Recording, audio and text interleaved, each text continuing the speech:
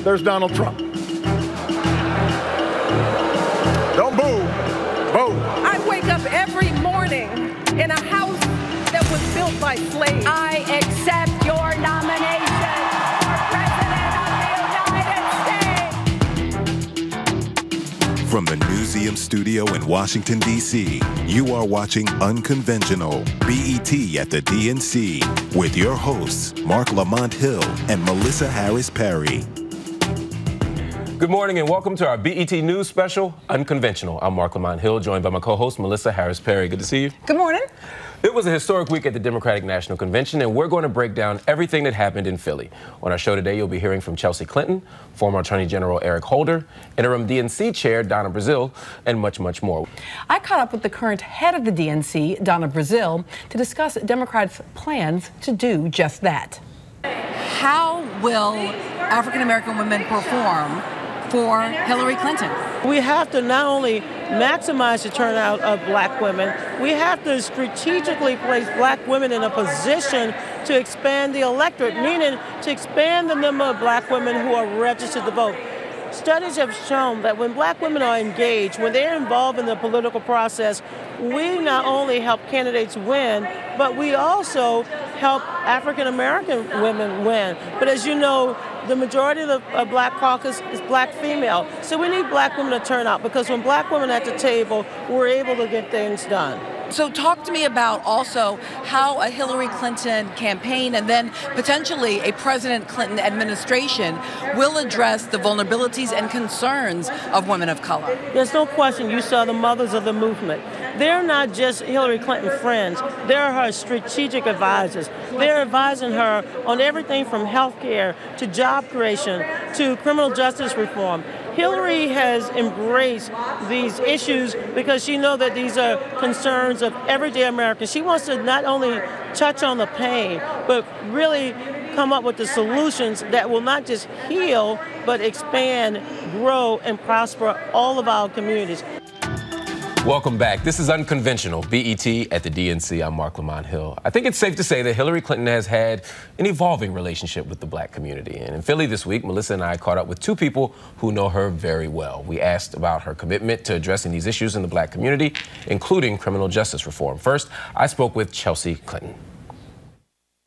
What's the message to black communities with regard to these issues that they're wrestling with, like all Americans, but in many ways even more intensely, like unemployment? Highest unemployment in our country is among young African-American men.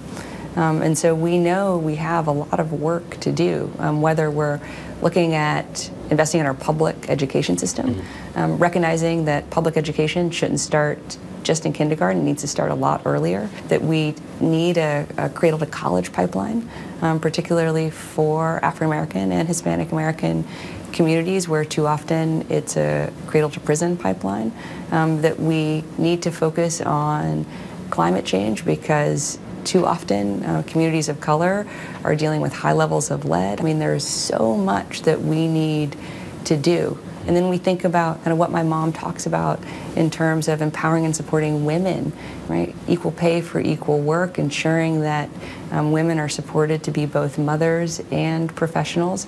Often those challenges fall hardest on women of color. I want to make sure that women get equal pay for the work we do. One of the things that we talked about was criminal justice reform.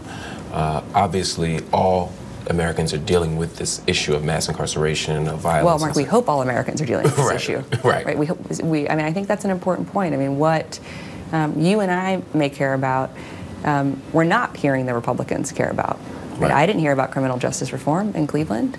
There can be no prosperity without law and order. We hope all Americans recognize that we need criminal justice reform. This is something my mom's been working on, again, for 40 years and has been a cornerstone of her campaign because she knows we have a lot of work to do as a country. That means end-to-end reform in our criminal justice system, not half measures, but a full commitment with real follow-through. I would hope that, again, whatever someone would care most about when people look at my mom's record and what she's fighting for in this campaign, who do I think is best going to fight for and deliver for my children and the world that I want them to grow up in? That was Chelsea Clinton earlier this week. And during the convention, I had the opportunity to speak with someone who gave Hillary Clinton one of her earliest official endorsements from an Obama administration official, former Attorney General Eric Holder. Do you think that Hillary Clinton can overcome the concern that black communities have about her legacy on the issue of crime? Yeah, I think so. I mean, if you look at the policy pronouncements that she has put out, and I know her. I know where she is. I know what she wants to do. If you look at the remarks that she made at the Schomburg Library, I guess a few months ago, and when she talked about institutional racism and implicit bias, I think she gets it in a way that maybe no other candidate in recent times has. And I think on the basis of that getting it, she'll come up with really good, sound policy proposals. Despite the fiction and the fear-mongering you've heard from the other party's nominee, violent crime has gone down since President Obama took office. As president, Hillary will go even farther. Is it time to just have a president and a attorney general and a party that can simply say clearly and without equivocation, Black Lives Matter? Well, I think you have a president, you have an attorney general, and you have a party that I think has said that. That would be the Democratic Party, Eric Holder, and Barack Obama. Can we hear you say it?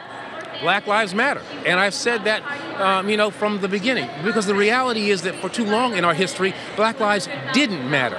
And so when we say Black Lives Matter, it's a refutation of that sordid history that black people in this country have had to deal with for entirely too long. And it also means that we're calling for new approaches and for respect and dignity to which we are entitled as American citizens.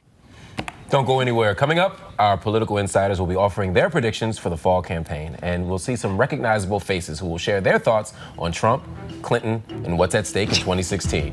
When Unconventional continues after the short break. Can't wait. Yes. You can't lead America if you don't like Americans. And Americans look like this.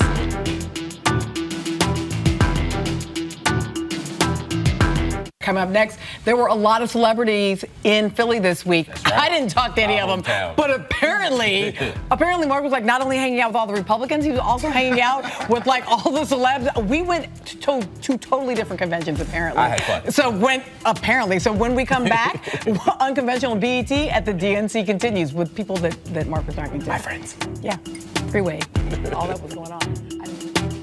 I'm definitely rocking with Hillary, because she seems like she really cares about the people, and the issues that the people have.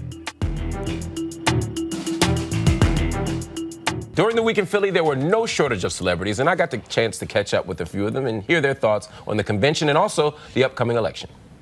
Mr. Sheena Arnold, how you doing today? I'm absolutely fabulous. I'm having so much fun. This is amazing.